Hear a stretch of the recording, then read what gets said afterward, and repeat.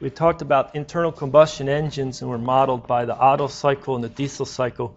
Which one is the gas engine? Which one's the diesel engine? Well, the Otto cycle is like the gasoline operating, and then the diesel's like diesel fuel if you go up to fuel pumps, right? So don't forget how to do the first law, energy balance, and how to do the second law, entropy balance. And for a lot of these, we have the ideal Otto, the ideal diesel, the ideal Brayton, and ideal meaning internally reversible. So when we have a process, the Otto, the diesel, and the Brayton all use air standard analysis, ideal gas. So you have to become an expert at using equations to evaluate ideal gas undergoing an isentropic process. If you have the additional constant specific heat assumption, these equations used repeatedly.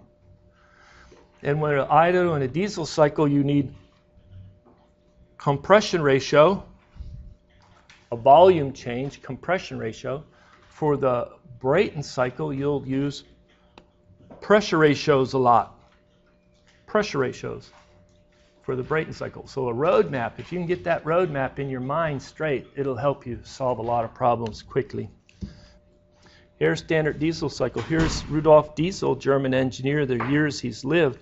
And yes, he even had a stamp commemorating, I'm sure, his birthday or some other event in his life, which is pretty good, right? So we saw the Otto stamp, we saw the diesel stamp. That looks like an image of an engine and a flywheel. Okay.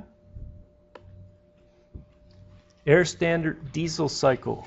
Well, it's made up of 4 processes. First of all, it's for a trapped amount of air in a piston cylinder apparatus.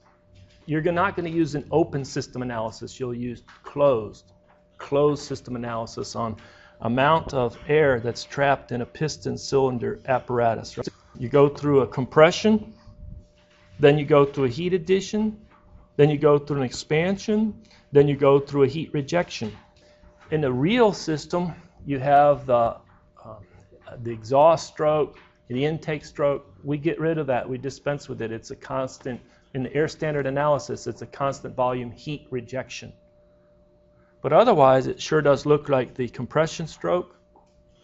And then you have heat addition, not combustion. In the diesel cycle, a little different though. What's happening?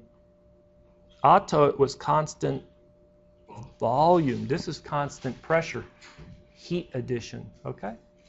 And then you stop adding heat and you still expand for the rest of the power stroke.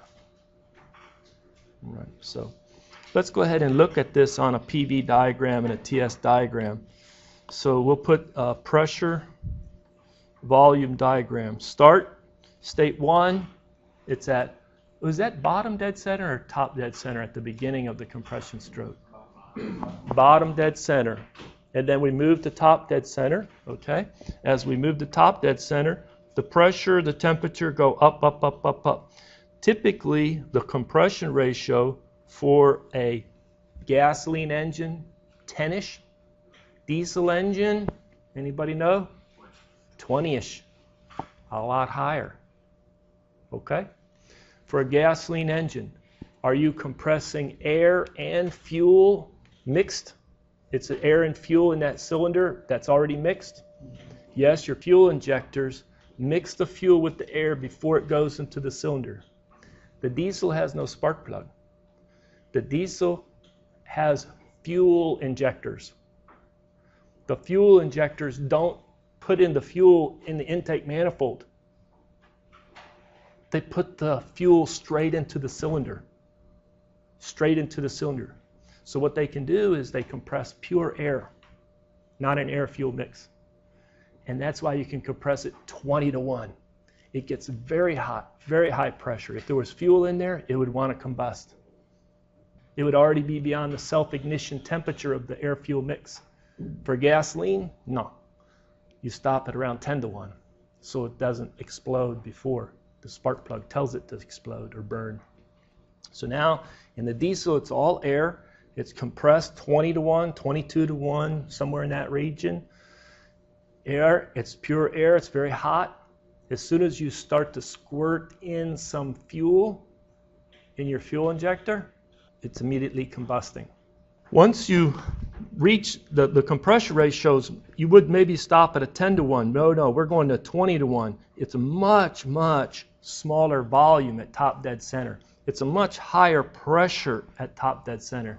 And in the model, what we do is we start to burn the fuel by, at state 2 to state 3, you're now burning fuel at constant pressure to maintain that high pressure.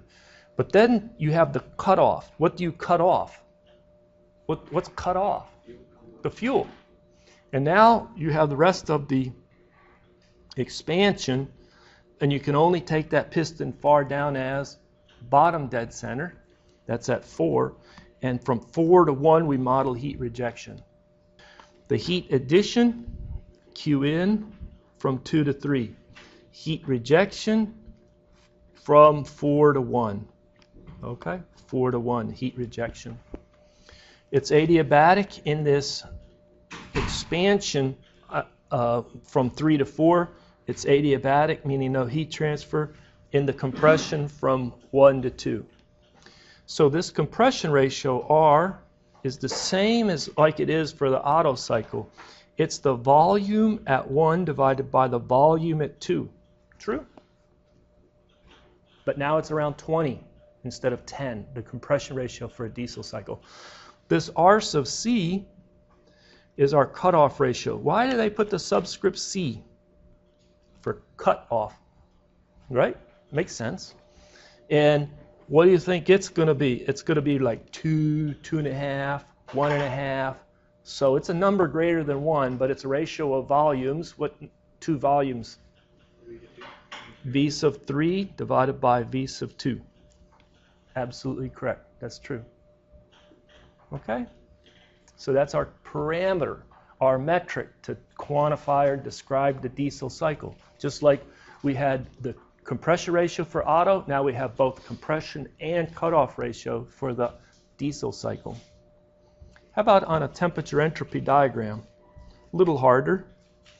Temperature entropy diagram. So 1 to 2, it gets hot.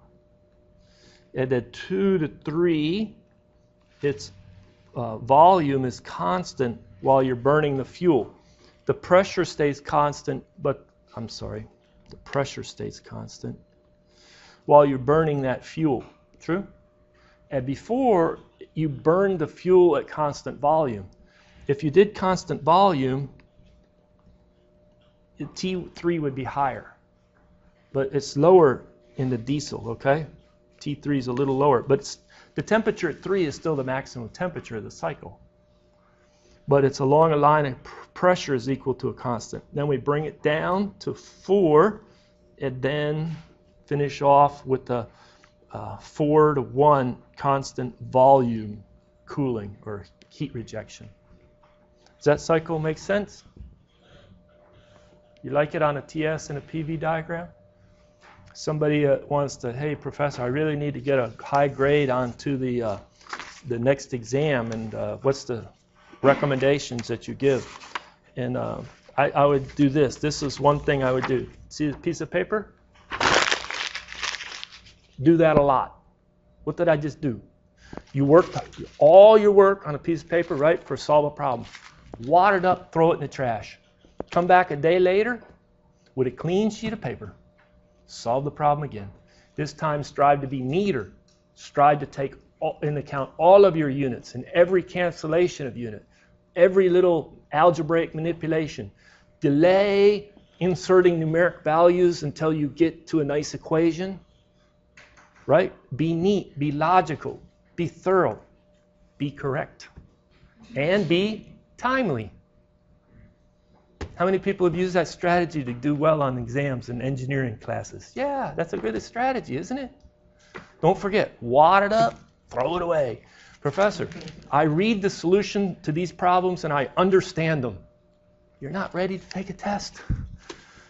You've got to do it on your own, okay? Do it on your own. All right. So now what we want to do is we want to be able to analyze the cycle. We want especially the thermal efficiency. The thermal efficiency is going to be the work net out divided by the heat that goes in. where do we have work out? Do the same type of property matrix or table, and then a process table for both of these Otto and diesel cycles. The work that's net is going to be the work 1 to 2, which will be a negative because it's compression, plus the work 2 to 3, that'll be a positive entity, won't it? Isn't that a positive work? Plus the work 3 to 4, which is positive, and work 4 to 1, which is 0.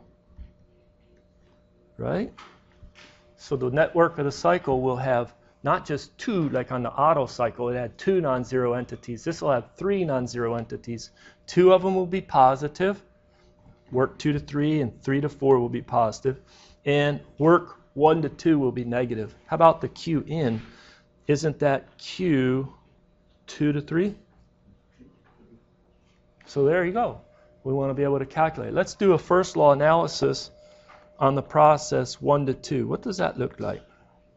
We have U2 minus U1 is equal to Q1 to 2 minus work 1 to 2. It looks no different than the first law analysis for the process 1 to 2 in our Otto cycle, right? Isn't that a good first law? Okay. What is 0 in this process 1 to 2? Q. Okay, how about process 2 to 3? U3 minus U2 is equal to Q2 to 3 minus work 2 to 3. True? Okay. Now, a lot of times what they'll do is they'll give you information like, here's the compression ratio, here's the cutoff ratio, here's the pressure and temperature at state 1, and they'll often tell you not just the pressure at 1, the temperature at 1, they'll often tell you T3. What? T3? Yeah, your maximum temperature of the cycle. It's a pattern. How many people have solved a couple diesel cycle problems already? Have you noticed that? That's a kind of the information that's given to you. Cutoff ratio, compression ratio, T1, P1, and T3. So in here, if you were given T3 and you were able to calculate T2, you got those U's. You have U's, okay? So a lot of times I want to calculate Q2 to 3. How do I calculate Q2 to 3? Well, can I rearrange this equation, the first law, to say Q2 to 3 is equal to work 2 to 3 plus U3 minus U2? And if somebody's very observant, they notice that it's constant pressure. If it's a constant pressure expansion, can I calculate the boundary work from first principles? Yes. And so I can replace this work 2 to 3 as the pressure, which is a constant, integral PdV, times V3 minus V2. Correct? So when I multiply by that P times V3, I'll put P3 V3. When I multiply the P times V2, I'll put P2 V2. Because P3 is equal to P2. Right? Sometimes I can use P3 when I multiply by V3, sometimes P2 when I multiply by V2. So now I can combine these terms right here. And guess what you get? H3 minus H2. Enthalpy is almost always only used for open systems. Here's a case where I have a closed system analysis, and because it's constant volume expansion, constant volume work, that the heat transfer in is related to a change in enthalpy, not a change in internal energy. You're looking at me like most students do when I get that concept, try to explain it. You're like, what? Why, Professor, why does the change in H come in for this process in the diesel cycle? And see, right here, what is the work 1 to 2? Change in internal energy. What do you think when we go to the process 2 to 3, or 3 to 4? Let's do the 3 to 4 right away. It's just like, process 3 to 4 is just like for the Otto cycle, right? So if you do 3 to 4, U4 minus U3 is equal to Q 3 to 4 minus work 3 to 4. Which one of these is 0? The Q. So we find the work is a change in U. And then if I do the process 4 to 1, we have U1 minus U4 is equal to Q 4 to 1 minus work 4 to 1. Which one is 0? The work. And so now this Q 4 to 1 is equal to a change in U's, not a change in H's. This is the anomaly right here. Make sense? All right. So be able to solve some diesel problems. Let's try and solve one right here. We have an air standard diesel cycle operates with principal states where state 1 is the start of the compression stroke. You determine for A and B and C and D and E, heat addition, network, cycle efficiency, compression ratio, and cutoff ratio. So here's the states, state 1 through 4. There's my pressure, there's my temperature. Notice internal energy and enthalpies are given at each of these states. Some you need, some you don't, right? So what I want you to do is spend a few minutes and work out as many of these parts. What is the answer to part A? What is the answer to part B? And as I go around and check a few, show me in symbols and then do it with numbers with your calculator. Okay? Like it's equal to U3 minus U2 or H3 minus H2, something like that, okay? Let's do this. A lot of people, I'm glad to see, they put a PV diagram to help guide them on that diesel cycle. A quick sketch of 1 to 2 to 3 to 4 will help jog your memory and put you on the right path, right? And then the first law for the process 2 to 3 gives us the Q 2 to 3, which is the Q in, true? So the Q 2 to 3 is H3 minus H2. I grab this value of H, this value of H, and I calculate 1291 kilojoules per kilogram. Right. Second one, the net work of the cycle. The net work can be the sum of work 1 to 2, work 2 to 3, work 3 to 4, plus work 4 to 1, or it also can be Q net, either one. If you do it by the calculation of the works, what is the work 4 to 1? 0, but the other three terms are non-zero, and you could calculate each one. But if you said that it's equal to work net, Q net's equal to work net, then this is Q1 to 2 plus Q2 to 3 plus Q3 to 4 plus Q4 to 1.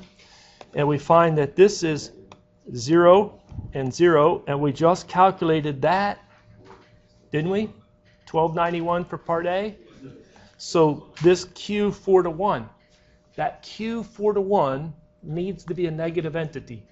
When I do the first law for the process, what I find is Q4 to 1 is equal to U1 minus U4. Just go back. I did the first law right in here. Here it is for 4 to 1. Q4 to 1 is U1 minus U4. True? So it's U1 minus U4. Look at the value of U1, 300. Look at the value of U4, almost 800. Could be about negative 500. It's net, you're subtracting, so it's a negative, okay? So anyway, this will be a negative entity. All right, and so we find that it's 931 kilojoules per kilogram for the net work. All right. How about the thermal efficiency? The ratio of those two, 72%. Now the the compression ratio. The compression ratio R, and I know a lot of people are confused. Some people put, isn't that RC, C for compression ratio?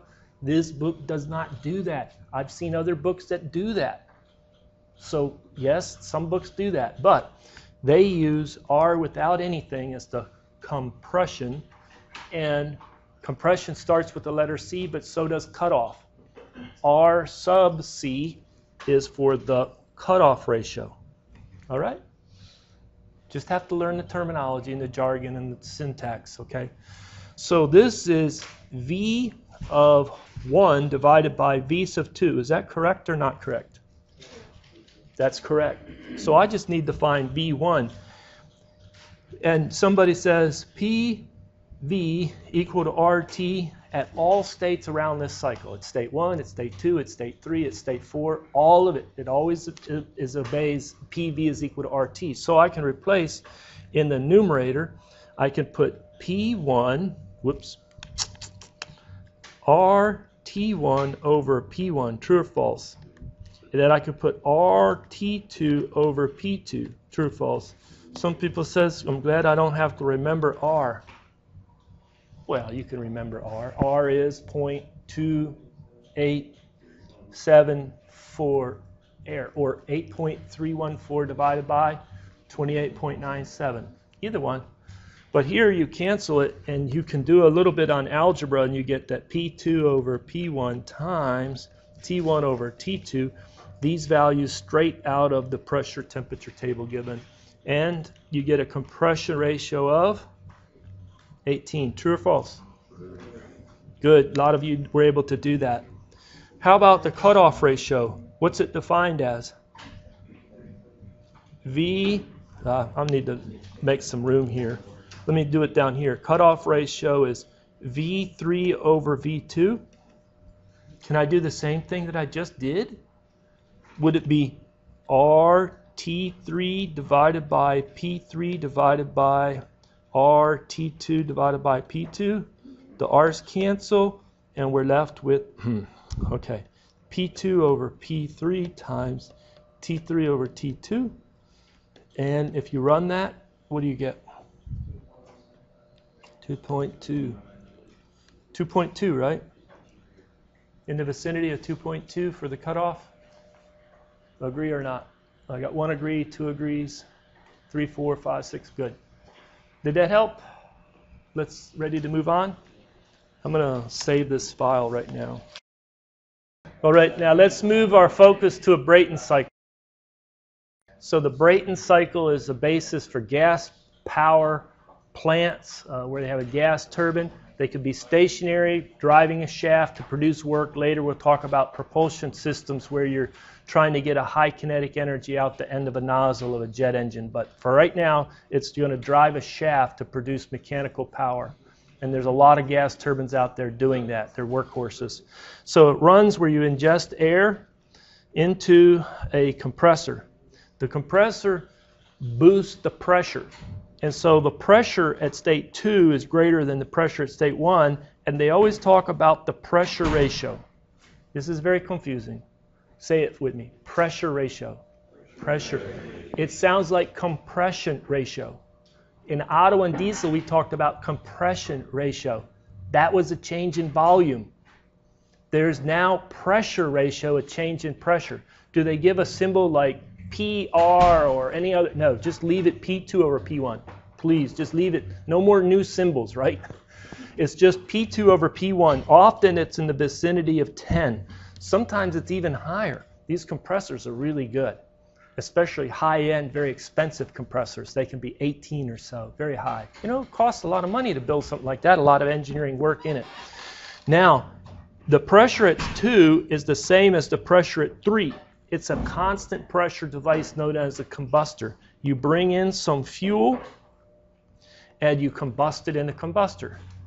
Pure air through the compressor, fuel added in the combustor, and you have a big burning fireball, continuous. But the pressure doesn't go up. The pressure at 3 is, guess what? The pressure at 2. But the temperature is very high now. T3 is T max. It's hot, all right? And guess what? It's expanded. It's an ideal gas. So it's ready to push the blades back on a turbine. And when it expands through the turbine, it's when it produces a lot of power or work per unit mass, lowercase. Either you do W dot or you do W dot out over M dot or just lowercase WT. So it's either you talk about the power out the turbine, the power per unit mass flow rate or the work per unit mass flow through the turbine, okay? Now that's the real system, and they throw this out the flue, out the pipe, out the exhaust stack or something at state 4. We don't analyze it that way. We analyze it using closing the system. Just put a heat exchanger in here and coming across, and we reject some heat. So the heat is now rejected, Q out right here. When we come back to the combustor, forget about the fuel, forget about the combustion process. For ideal Brayton cycle, will employ the air standard analysis. It's always air, pure air. And this combustor is just a heat exchanger with Q in. So we have heat in, constant pressure combustion, heat out, constant pressure heat exchanger. This is the high pressure side. I can spell high. And this is the low pressure side. All right? High pressure side, low pressure side. Is the pressure at 4 the same as the pressure at 1? Don't forget it. Don't forget it. That's all. Just like the pressure at 2 is equal to the pressure at 3. All right. Now, the compressor needs to be driven. I'm going to put this as lowercase wc. That's a specific work needing to come into the compressor. Often there's one shaft connecting the compressor and the turbine. In our analysis, we know there's one shaft, but we'll just talk about specific work going into the compressor and the work coming out the turbine. What's the net work of the cycle? Is it the work out of the turbine minus what has to go back to drive the compressor? Yes, it is. There's no other works. True? Now, I erased most of my heat exchanger here. Sorry about that. So what we want to do is we want to analyze this system by doing a little CV for each component. What's a CV stand for? Control volume. Control volume around the compressor. If you do the first law for the control volume around the compressor, what do you get?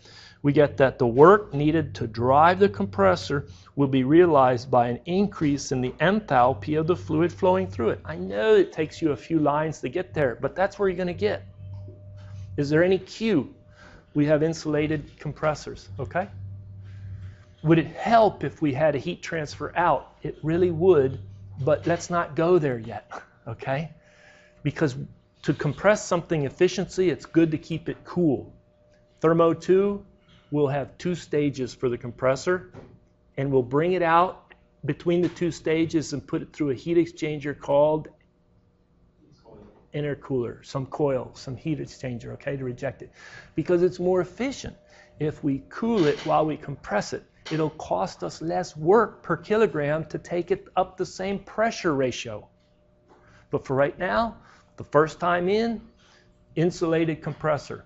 Professor, isn't that bad for performance? Yes. Shouldn't we allow heat transfer out? Yes. But for analysis, let's just go through here. Okay, right? All right. Now, we have a heat transfer in. Can we write the first law for the combustor? Q in realized by an increase in the enthalpy of the fluid flowing through. What happened to changes in kinetic and potential energy? Negligible. Negligible. How about the work out of the turbine? Is it going to be H3 minus H4? High enthalpy at 4, low enthalpy at 3. H3 minus H4, makes sense? And then how about the work, the heat out of this heat exchanger? Is it going to be H4 minus H1? Yes, it will be. Yes, it will. Now that you have, and each time I forgot to emphasize, put a little CV around the combustor. Put a little CV around the turbine. Put a little CV around that heat exchanger. It's an open system analysis. What is the work net? Well, I already wrote that up here. That'll work. Somebody says, is the work net also equal to the Q net? It is equal to that. Could I also calculate Q net and then I find that it's Q in minus Q out? True? You could do it that way too. It'll work. The thermal efficiency. What is the thermal efficiency? It's the work net divided by Q in. There's one other metric. It's called the BWR. BWR, what could that stand for? Back work ratio, right? What would that mean? How much to go back to drive the compressor of what the turbine produced? And what we're going to find is for these gas cycles, that's high. It's almost always high. And that's why this is a highly engineered device. You can't have a lot of mistakes in the compressor, a lot of irreversibilities in the compressor or the turbine, and the thing will work. We make them. We make a lot of them. They work out there in practice. Highly engineered, highly specified pieces of equipment. The back work ratio, meaning a lot of the turbine power goes to feed the compressor. The back work ratio is high. We want to be able to solve it assuming either constant specific heats or variable specific heats. All right? Make sure you can do it with both, but if you had time, make sure you can definitely do it with constant specific heats. That's more important than variable specific heats.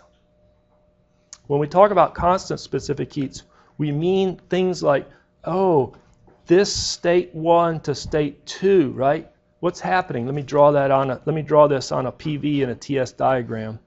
Let's draw it on a pressure volume diagram and a temperature entropy diagram. Okay, from state 1 to state 2, what's happening?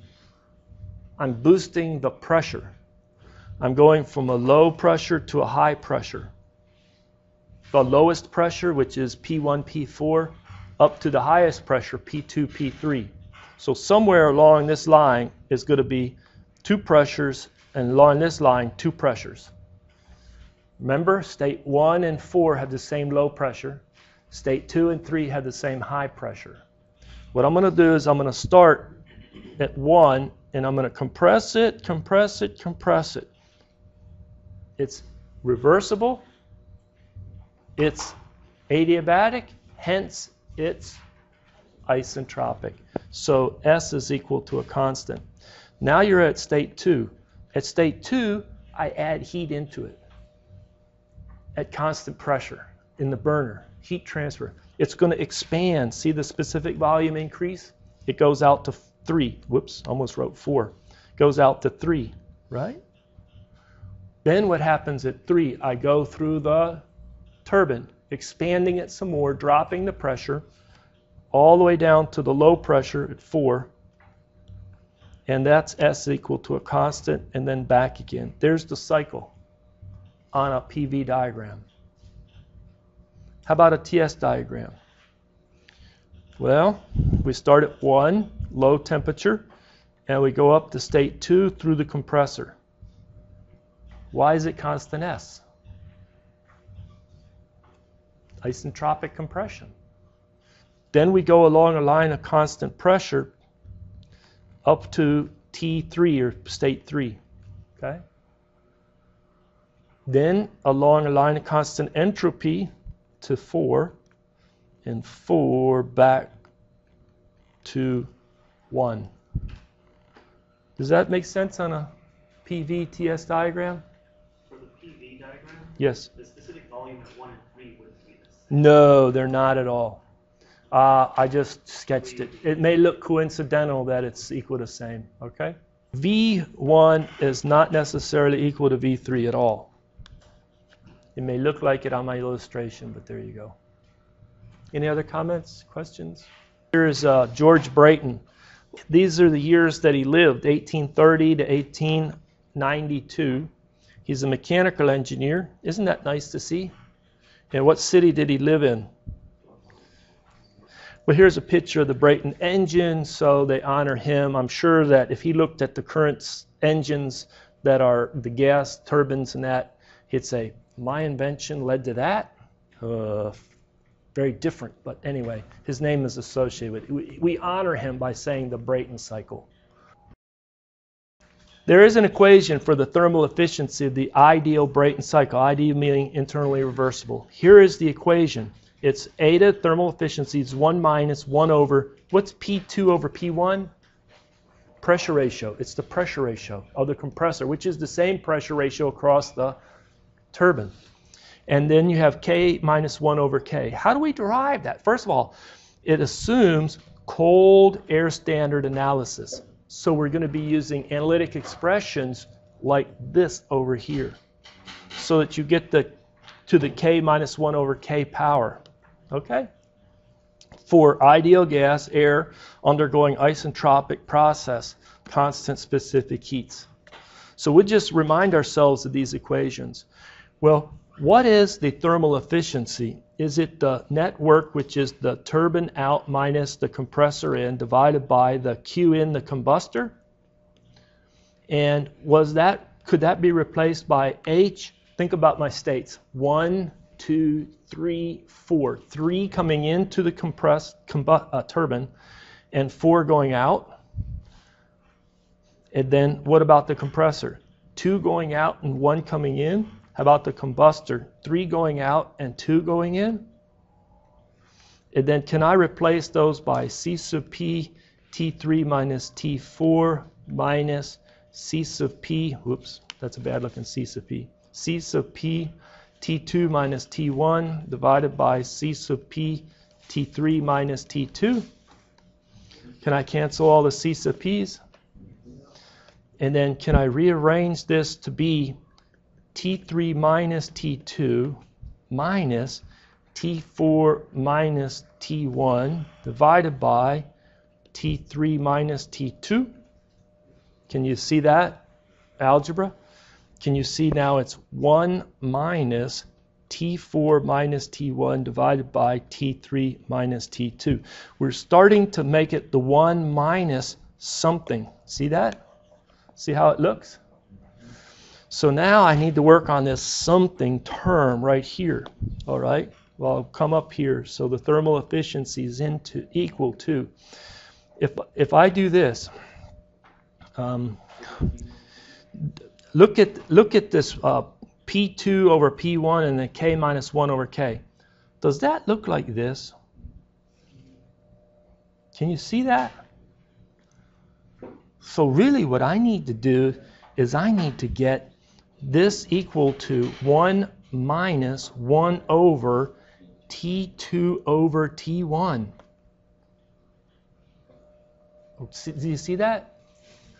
Okay, I know I'm letting the answer guide my work, but there you go. So what I have is I have 1 minus something. What I'm going to do is I'm going to do this.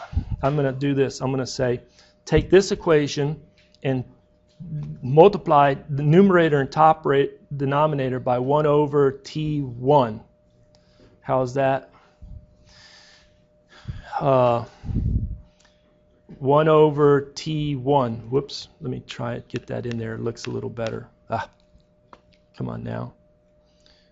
1 over T1, okay? So when I do that, don't I get that this is equal to T4 over T1 minus 1 divided by T3 over T1 minus T2 over T1, right? But this T3 over T1 is T3 over T2 times T2 over T1. True? So I'm going to pull out T2 over T1 and there. I know I'm erasing stuff, so it's hard to follow, but did you follow that? So now guess what? I just need to show that these two cancel. Great. How am I going to show that those two cancel? There's a couple ways of doing it. Let me do this. Start with T3 over T2. Is that equal to T3 over T4 times T4 over T1 times T1 over T2? Is that true? So I'm really working on this term right here. See that? Okay. Guess what? T3, well, let me do this one. T1 over T2, what is that term equal to? That's equal to pressure at 1 over pressure at 2 to the K minus 1 over K. And guess what this is equal to?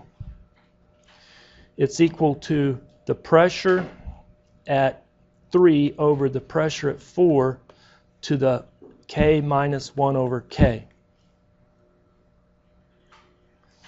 Pressure at 3 was equal to the pressure at 2. So this pressure at 3 is equal to the pressure at 2. Pressure at 1 is equal to the pressure at 4.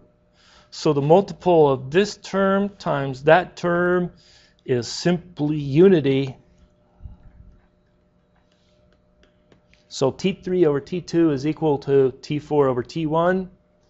Hence, I can cancel, and I'm left with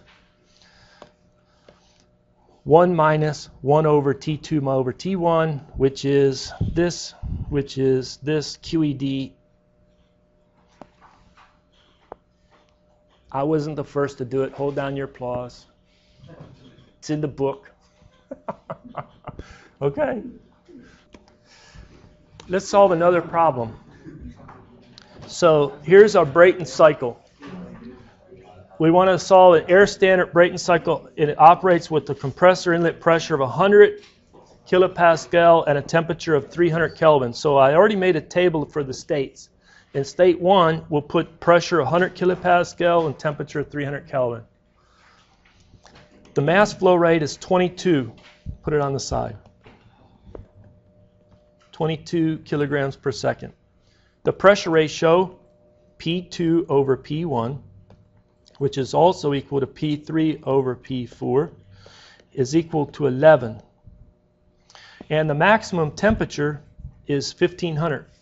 Where is my maximum temperature in my cycle? Maybe you resketch a TS and a PV diagram, and it's state 3, isn't it?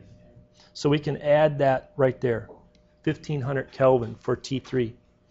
On the basis of a cold air standard analysis using this value if you need it for specific heat constant volume, and this value specific heat constant pressure, do the following. Calculate net heat addition for the cycle, net work, thermal efficiency, and then the net power. I'm going to give you a few minutes to work on this, okay?